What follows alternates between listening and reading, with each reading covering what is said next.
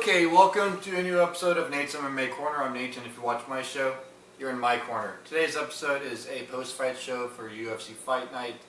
Manuwa versus Anderson, or Anderson versus Manuwa, however you want to call it.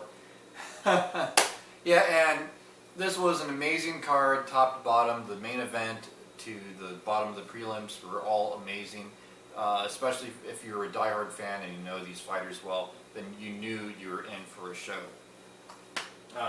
So yeah, it's a post-fight rundown of the main card, and I'll make it quick and let's get started.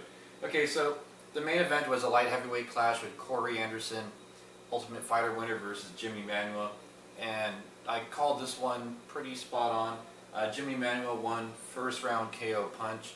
It was just an insane left that Jimmy Manuwa threw, and it knocked out Corey Anderson cold. I like Corey Anderson, and I hope he comes back from this loss.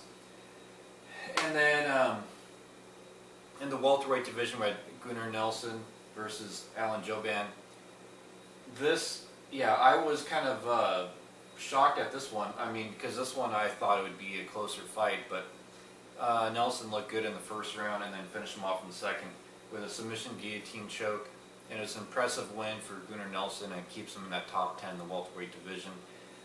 Then, originally a bantamweight clash with Marlon Berra and Brad Pickett.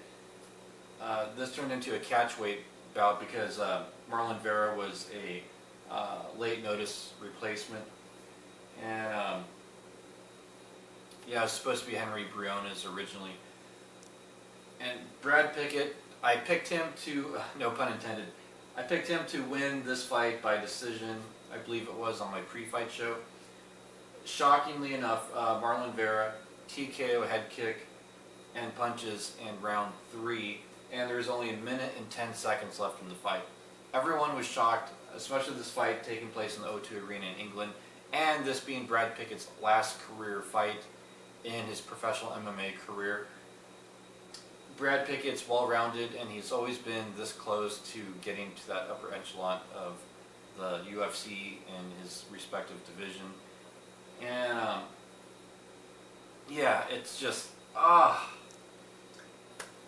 really enjoyed this fight though, because there was a finish, and I like watching Brad Pickett because he goes in for the finish all the time, whether he gets it or not.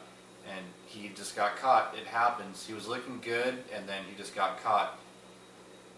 Marlon Berra has potential. I think this is a good win for him. It's one of the biggest names in his victory list. So yeah, Marlon Berra did his thing, and yeah, good job for him being a short notice replacement against a tough, durable star in his home country. Then, to kick off the main card in the featherweight division, we had Arnold Allen versus Marquardt Americani. This one, man, I was shocked. I picked Arnold Allen to win this, but I was really kind of scared. I was really kind of uneasy about picking him because Marquardt is a warrior and he has great wrestling. Marquardt really did go for a lot of takedowns, and Arnold did good at stuffing him or dealing with them and getting back up on his feet. And this was a split decision win for Arnold Allen. Arnold Allen is a tough, durable star. He has great coaching staff at TriStar. And yeah, wow, I was really impressed by Arnold Allen's performance in this. He really looked good everywhere.